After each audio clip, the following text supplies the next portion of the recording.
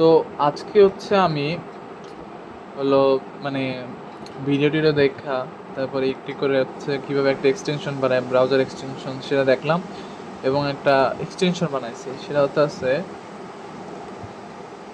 মাই notepad. তো এখানে আমি কি করতে পারি যে অনেক সময় হয় না যে হলো আমাদের একটা ভিডিও দেখতে আসছি, আমাদের কিছু নোটস করা লাগে। তো ধরো এখানে হচ্ছে আমাদের একটা নোটস করা লাগবে, সেই নোটসটা তো হচ্ছে আমরা এখানে করে রাখতে পারি।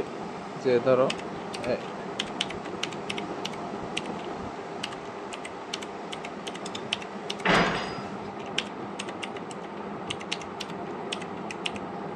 এরকম একটা নোটস করে রাখবো। তারপরে যদি আমরা অন্য জায়গাও যাই, অন্য কোনো ট্যাব খুললাম বা অন্য কিছু করলাম, তাহলে আমার এই নোটসটা এখানে থাকবে।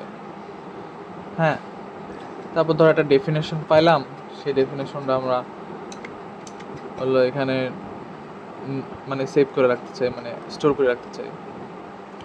তো এরকম কপি করা, তারপর হচ্ছে আমরা হলো তোমার হয়ে গেল